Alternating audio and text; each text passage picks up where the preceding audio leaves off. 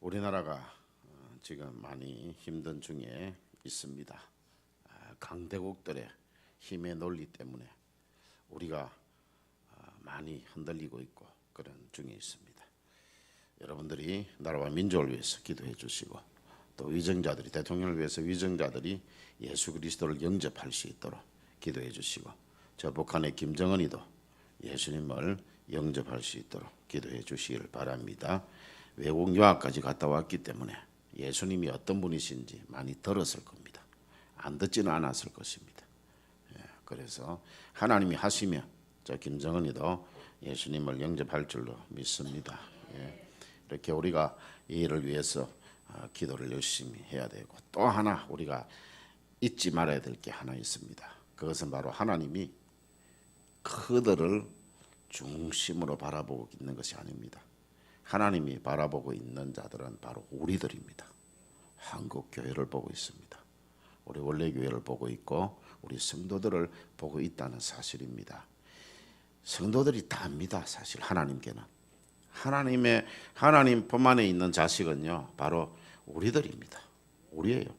우리가 잘하면 하나님이 우리의 모든 형편과 그것이 다 담겨져 있는 이 대한민국을 잘되게 하실 것이고 우리가 잘못하면은요 이 것들을 다 사용하셔 가지고 열방들 이런 강대국들 저 북한 들어서요 우리를 깨닫게 하실 겁니다. 매를 대실 거예요.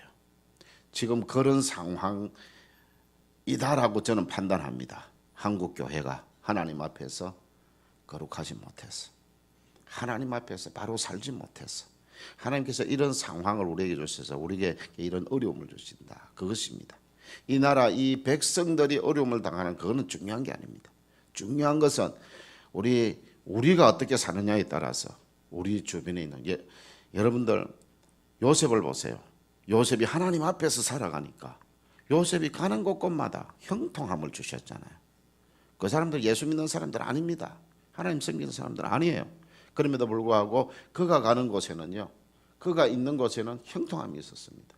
우리 한국 교회가 우리가 하나님 앞에 바로 살면 하나님께서 이 나라를 하나님 우리가요 울부짖으며 기도 안 해도 믿는 대통령 세워줄 것이고 모든 것이 다 평안하게 되어질 것입니다. 우리에게 있습니다. 우리에게. 그래서 오늘 말씀은 부르심과 택하심을 굳게 하라. 하나님께서 우리를 부르시고 하나님께서 우리를 택하셨음을 우리가 굳게 하고 하나님 앞에 살아가야 합니다. 그래야지만 하나님께서 이 나라를 지켜주시고 우리의 자녀들이 살아갈 이 땅을 하나님께서 안전하게 또 하나님께서 부강한 나라로 계속해서 만들어 주실 줄로 믿습니다. 오늘 말씀을 통해서 우리가 받는 이 말씀대로 우리가 순종하여 살아가기를 소망하면서 오늘 8절 말씀에 보면 예수 그리스도를 아는 일에 열심을 내라고 말씀하고 있습니다. 2절에서 예수 그리스도를 알므로 은혜와 평강이 넘치게 된다고 말씀하고 있습니다. 그리고 예수 그리스도를 알므로 생명과 경건에 속한 모든 것을 누리게 된다. 즉 육과 영의 모든 것을 누리면서 살게 된다고 말씀하고 있습니다. 영육과 모든 축복을 받아 누리게 되는 것입니다.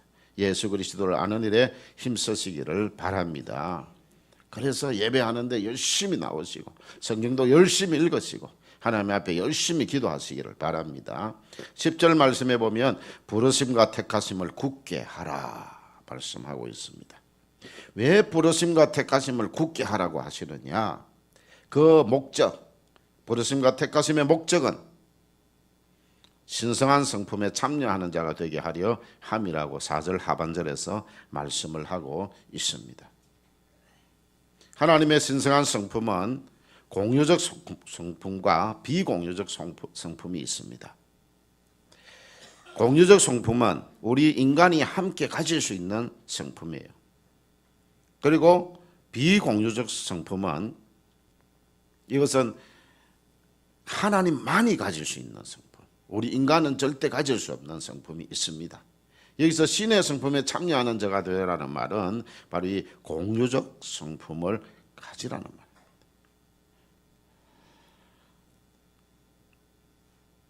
비공유적 성품은 이렇습니다. 하나님은 존재하십니다. 존재라는 말씀이 무슨 말입니까? 모든 것을 아신다는 말입니다.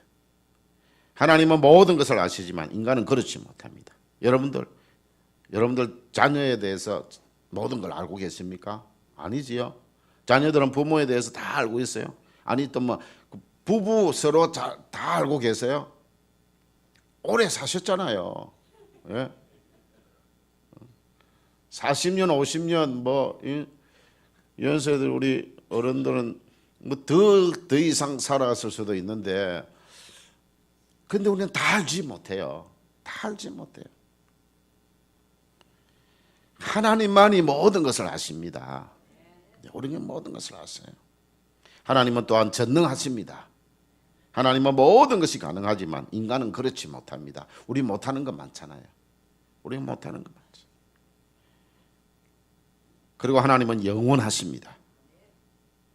하나님은 영원 전부터 영원 후까지 계시지만 인간은 그렇지 못합니다. 우리도 영원히 살아갈 겁니다. 그런데 영원 전부터 있었던 것은 아니잖아요.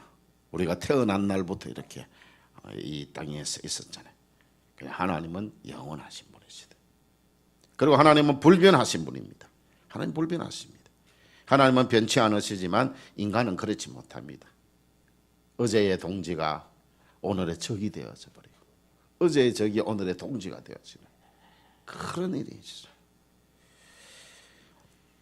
하나님은 또한 하나님 가지신 이神성한 성품을 우리는 비공유적 성품이다 그랬고, 또한 하나님은 공유적 성품을 가지고 계시는데 우리 인간과 함께 가질 수 있는 성품을 가지고 있어요. 너희도 이 성품을 함께 하자고 말씀하시는 게, 하나님은 사랑이십니다.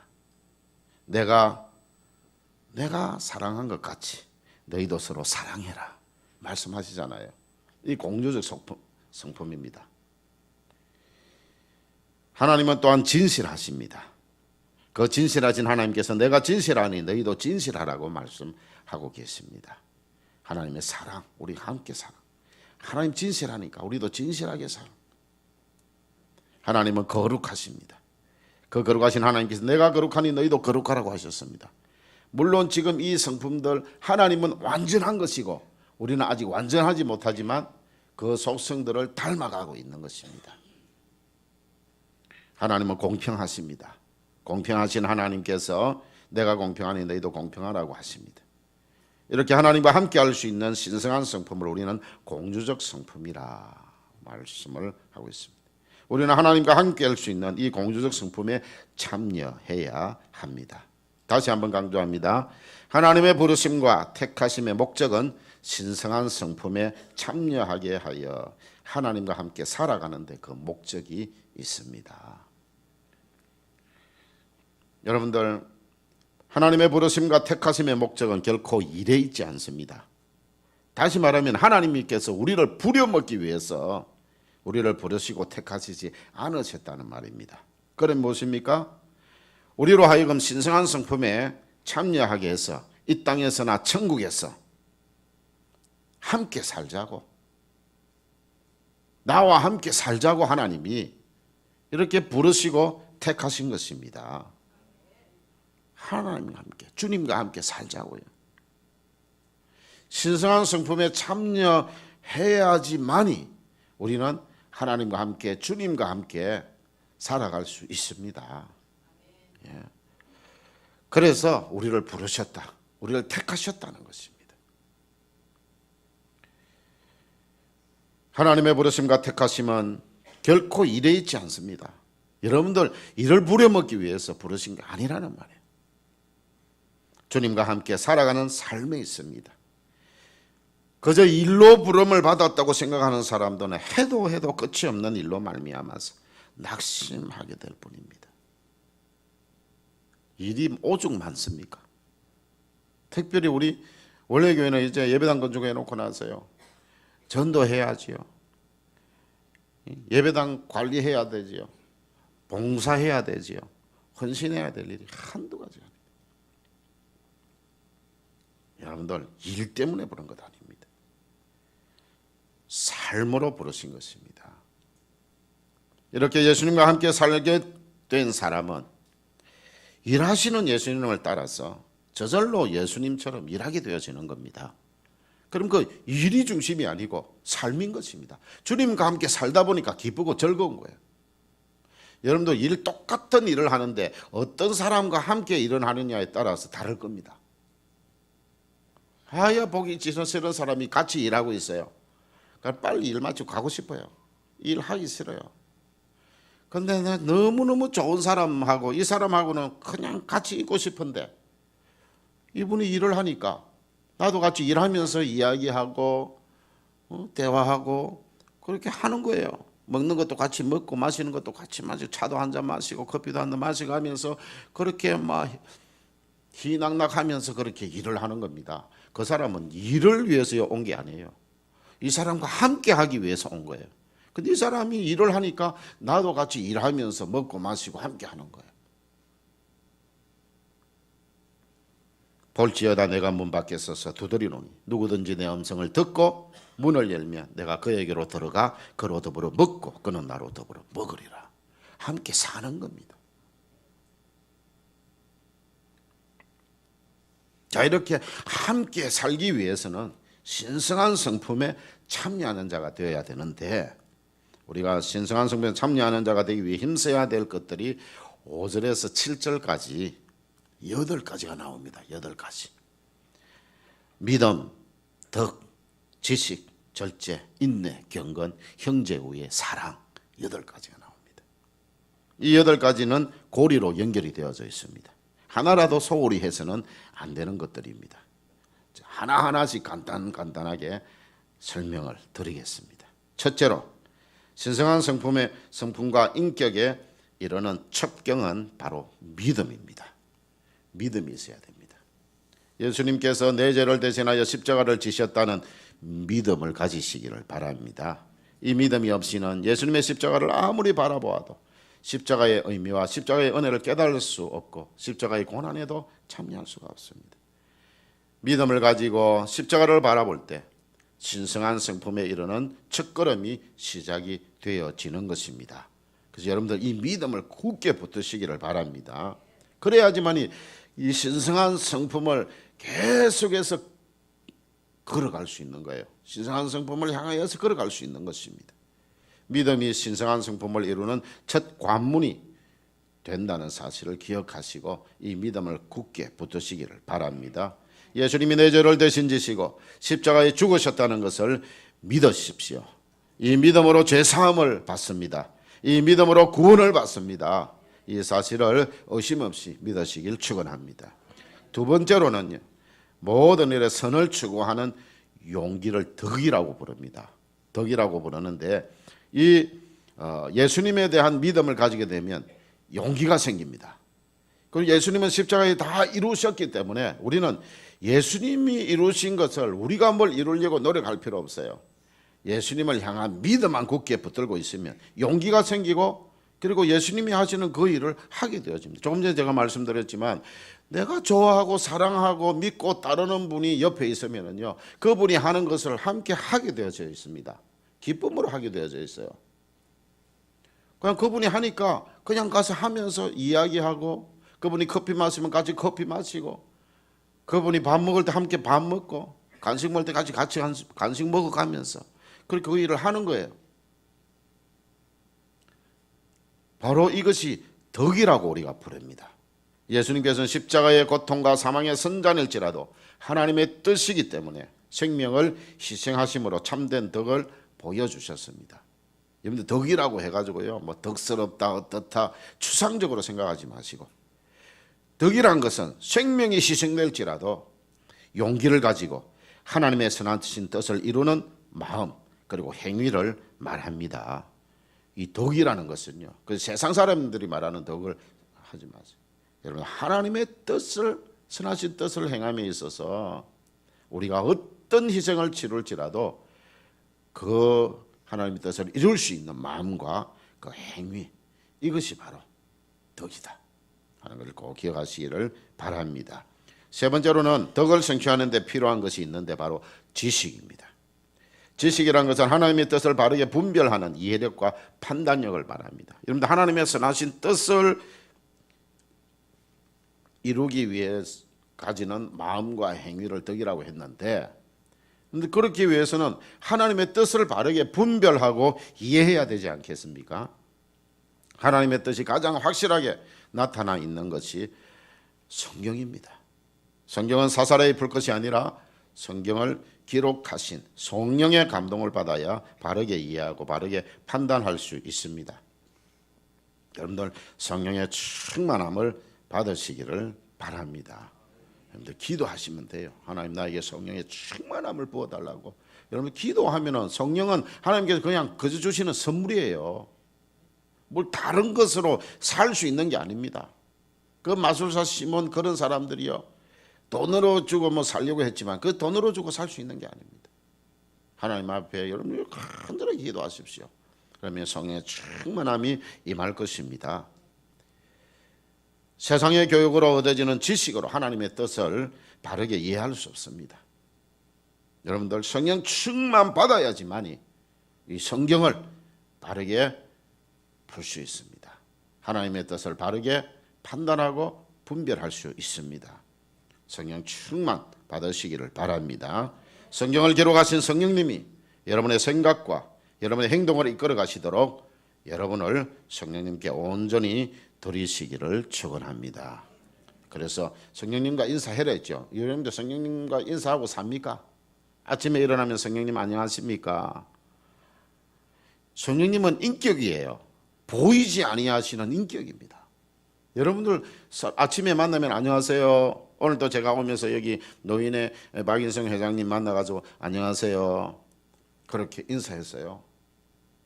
만나면 인사하잖아요. 성령님은 인격으로 우리와 늘 함께 보혜사로 함께 계시는 분입니다. 그렇기 때문에 아침에 일어나면 성령님 안녕하세요, 예수님 안녕하세요, 하나님 안녕하세요 인사하십시오. 인격이시니까.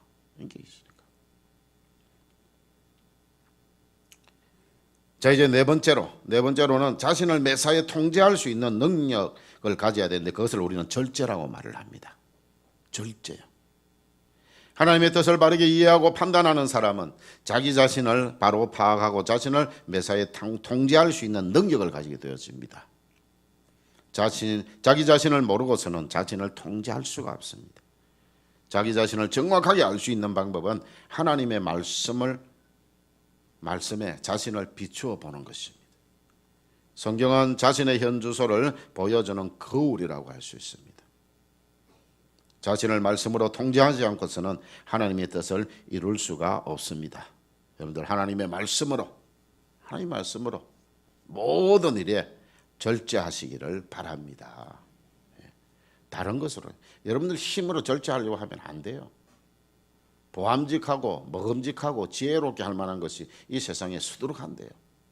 사탄이 틈만 보이면은 그렇게 보이도록 만들어 버립니다. 여러분들 하와가 욕심이 많고 죄가 많아서 그렇게 사탄에게 꾀임에 빠졌겠습니까? 아마 세상에 태어난 사람 가운데 가장 순수한 사람이 있었다면 아담과 하와일 겁니다. 그럼에도 불구하고 사탄의 유혹에 빠져버렸습니다. 그런데 오늘날 우리는 어떻습니까? 세상에 많이 물들어 있지 않습니까? 그런데 여기서 조금만 삐끗하면요 사탄이 유혹합니다. 말씀으로 우리가 절제하지 않으면 결코 우리 자신을 절제할 수 없습니다. 우리 자신이 통제할 수 없잖아요. 여러분들 자신을 다 통제할 수 있습니까? 생각이나 마음이나 뭐 통제할 수 있어요? 그게 안 되잖아요.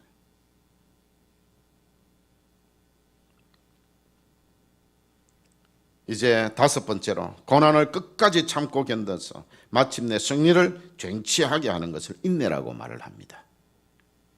예수님은 십자가의 고난까지라도 하나님의 뜻으로 기꺼이 받아들이셨습니다. 그리고 그 고난을 끝까지 참고 견뎌서 마침내 승리를 쟁취하셨습니다. 예수님은 인내의 표본이십니다. 저는 하나님 앞에 섰을 때에 하나님께서 이렇게 말씀하실 것 같아요. 너 참 잘 참았구나. 목회한다고 참 잘 참았구나. 너 직분 맡았는데 사람들이 이러쿵저러쿵 하는데도 잘 참고 충성했구나. 못 참는 사람들이 있어요. 이때를 차버리거라 하고 그렇게 하는 사람들이 있어요. 세상에서 그리스도인으로 살아갈 때에 여러분들 참아야 될 때가 많습니다. 하나님 앞에 설 때 너 참 그때 잘 참았다. 너 잘 참았구나. 참 인내의 상을 주실 것 같아요. 잘 참았구나. 여러분들 참지 못한다면, 인내하지 못한다면 이룰 일이 하나도 없습니다. 우리 인간에게는요, 인내라는 것이 사실은 없어요. 하나님이 우리에게 주셔야 되는 거예요. 우리가 열심히 그 말씀과 기도 생활을 통해서 우리가 그렇게 인내할 수 있는 겁니다. 사람으로서는 인내할 수 없어요. 어떻습니까, 여러분들? 뭐 결혼 생활이든지 교회 생활이든지 여러분들 직장 생활이든지 사업이든지 아마 인내가 없으면 지금 벌써 다 그만두어 버렸을 거예요. 사랑하는 성도 여러분, 여러분의 삶에 제 아무리 힘들고 어려운 고난이 있다 하더라도 예수님처럼 끝까지 참고 인내함으로 승리를 쟁취하시기를 바랍니다. 이 인내가 중요해요. 이게 신의 성품에 참여되어지는 거예요. 여섯 번째로 말씀으로 자신의 모습을 깨닫고 하나님 앞에 헌신하는 삶을 경건이라고 합니다. 여러분들 경건거라면 경건하게 살자. 뭐 어떻게 경건하게 살아요?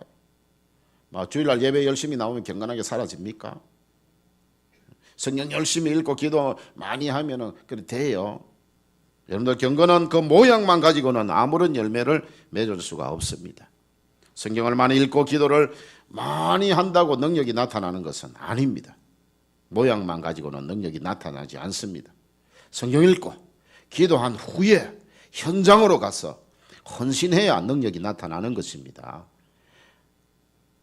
경건은 능력이 있어야 열매를 거둘 수 있습니다.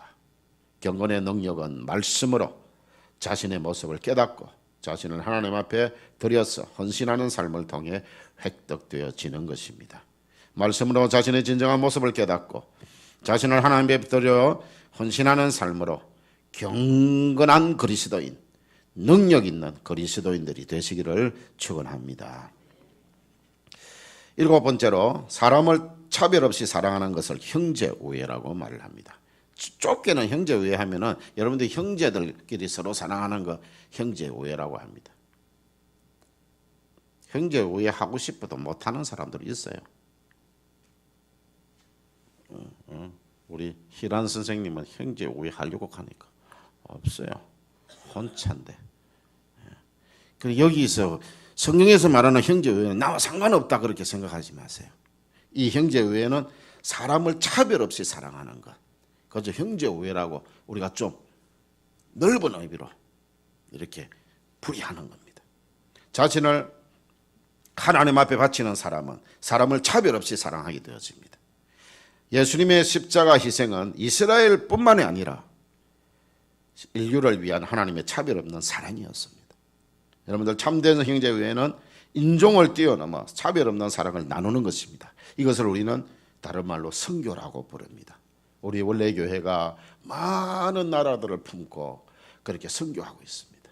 지난 주일에 우리가 품었던 캄보디아 선교팀이 와서 그래서 우리가 기도하고 헌신했던 열매가 그 목사가 배출됐다면 성도들이 얼마나 많이 생겨났겠습니까? 진짜 성도들이 엄청나게 생겨났습니다. 교회가요 많이 그때도 보았지만은요 교회가 그렇게 많이 세워졌습니다. 전국이 아닙니다. 서북부 쪽의 일부에 거기에 교회들이 그만큼 세워졌습니다. 그런 교회들이 여러분들 우리처럼 이래 모이는 거 아닙니다. 그거는 모였다면요 수백 명 모입니다. 아이들 한번 모인다 하면은요 수백 명이 모여가지고 주일학교를 합니다. 선교. 우리가 차별 없이 인종을 뛰어넘어서 차별 없는 사랑을 나눌 때 이런 귀한 역사가 일어나는 것입니다. 여러분들 또한 남녀노소 빈부귀천 지휘고가를 마련하고 차별 없는 사랑을 나누는 성도들이 되시기를 바랍니다. 그래서 우리 이웃에게 가서 차별 없는 사랑을 나누십시다. 그래서 형제 우애 다음에 나오는 것이요 사랑입니다. 우리가 나눌 사랑은 바로 아가페 사랑입니다. 하나님은 사랑이십니다. 세상이 감당할 수 없는 절대적인 사랑, 무조건적인 사랑, 아가페 사랑입니다. 여러분들 하나밖에 없는 독생자 예수 그리스도를 십자가에 내어주신 사랑, 이게 하나님 사랑입니다. 여러분들 우리가 이 사랑을 받았는데 하나님을 위해 이웃을 위해 무엇을 아끼겠습니까? 지옥 갈 우리들을 대신해서 십자가에 죽어주심으로 우리가 지옥 가지 아니하고, 지옥이 어떤 곳입니까 여러분들? 영원히 꺼지지 아니하는 불에서 영원한 고통을 당하는 곳이 지옥입니다. 그곳에 우리가 가야 됐는데 그곳에 가지 않도록 하기 위해서 예수님이 십자가에 내어주신 그 사랑, 그 하나님의 사랑이, 그것은 하나님의 사랑이에요. 하나님은 우리를 사랑한다 사랑한다 하시면서 그냥 가만 계셨던 게 아닙니다. 하나밖에 없는 독생자 예수 그리스도를 우리에게 내어주신, 하나님이 직접 그 사랑을 행동으로 보여주신 거예요. 그러면 우리도 이제 하나님을 위해, 이웃을 위해 우리가 이 사랑을 실천해야 되겠는데 우리가 아끼면 안 됩니다. 내 생명까지도 아끼면 안 돼요. 피곤하다고 안 하고 손해본다고 안 하고 그래서는 안 된다.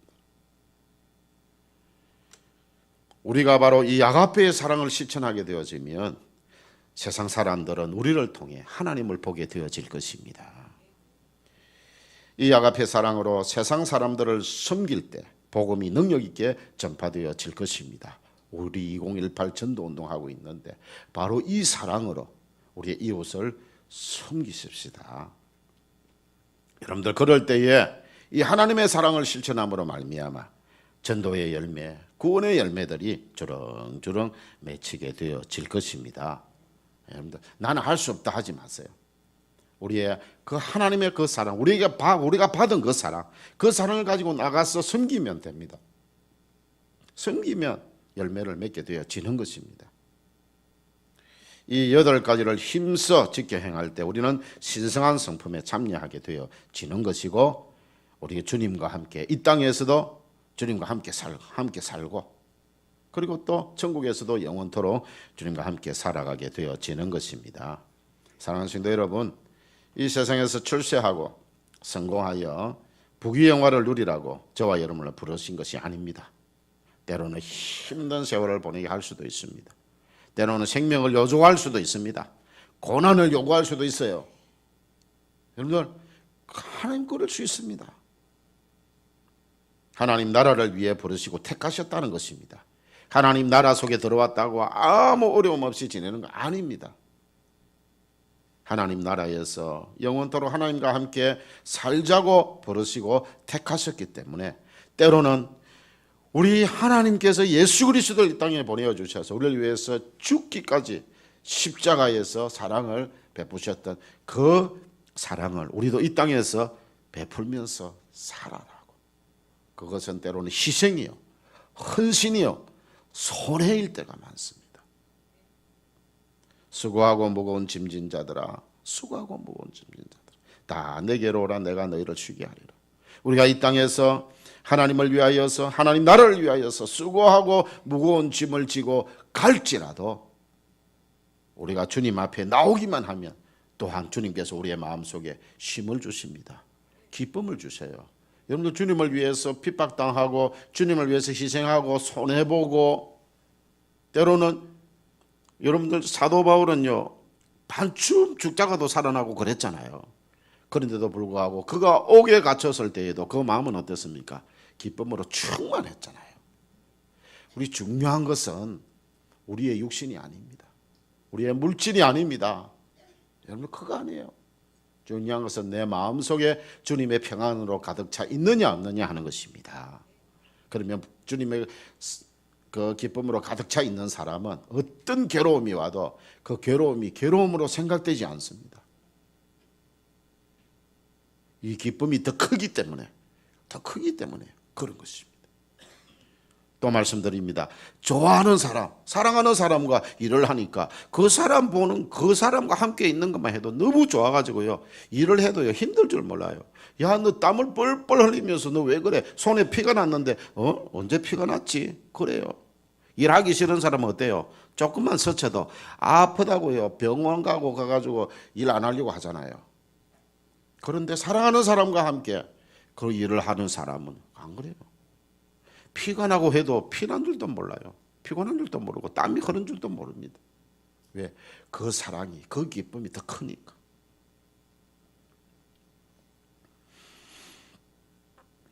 수고하고 무거운 짐진 자들아 다 내게로 내가 너희를 쉬게 하리라. 우리 구주 예수 그리스도께서는 지금도 우리를 부르고 계십니다. 본문 10절과 11절에서는 부르심과 택하심을 굳게 하면 언제든지 실족하지 않고 우리 구주 예수 그리스도의 영원한 나라에 넉넉히 들어가게 된다고 말씀하셨습니다. 믿음과 덕, 지식과 절제, 인내와 경건, 형제우애와 사랑 힘써 행하십시다. 그래서 신성한 성품에 참여하시기를 바랍니다.